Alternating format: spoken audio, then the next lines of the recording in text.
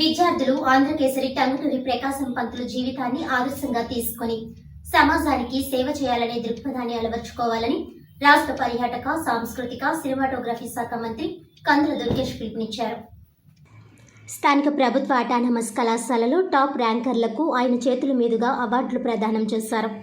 ప్రభుత్వ అటానమస్ కళాశాల పూర్వ విద్యార్థుల సంఘం అధ్యక్షుడు ముల్లా మాధవ్ ఆధ్వర్యంలో జరిగిన ఈ కార్యక్రమంలో కందుల దుర్గేష్ మాట్లాడుతూ, చాలా కళాశాలల్లో పూర్వ విద్యార్థుల సంఘాలు కొంతకాలం వరకే పనిచేస్తాయని, ఆ తరువాత కాలగర్భంలో కలిసిపోతాయని, అయితే ఇక్కడ మాత్రం మాధవ్ నేతృత్వంలో కళాశాల బాగుండాలని, ఒక్క గజం కూడా అన్యాక్రాంతం కాకుండా చూడాలని రాజకీయ పక్షాలను సైతం ఏకం చేసి ఉద్యమాన్ని నడిపిన విషయాన్ని గుర్తు చేశారు. మాధవ్ను స్ఫూర్తిగా తీసుకుని విద్యార్థులు ముందుకు సాగాలని సూచించారు.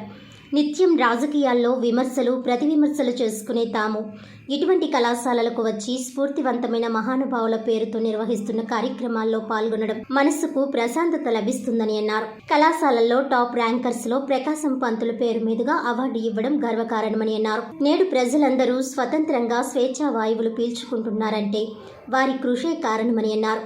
ప్రిన్సిపల్ డాక్టర్ రామచంద్ర ఆర్కే మాట్లాడుతూ, కళాశాలల నాక్ ఏ గ్రేడ్కు అవసరమైన సహాయ సహకారాలను మంత్రి దుర్గేష్ అందించారని అన్నారు.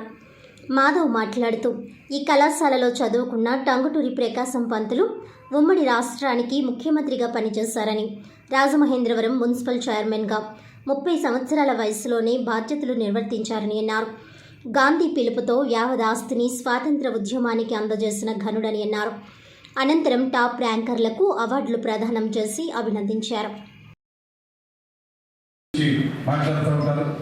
ఈ కళాశాల యొక్క శాంక్టిటీ ఏదైతే ఉందో ఇందాక ప్రిన్సిపల్ గారు చెప్పారు.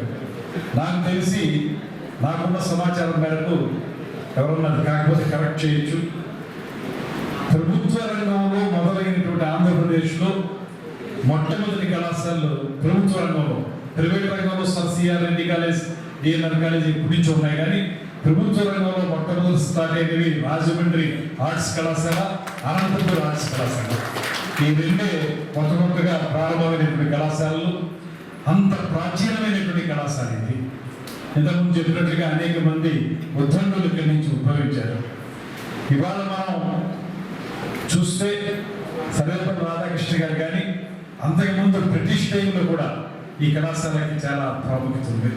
అదేవిధంగా ఈ కళాశాలకు ఉన్నటువంటి ప్రాంగణం చిన్న ప్రాంగణం కాదు.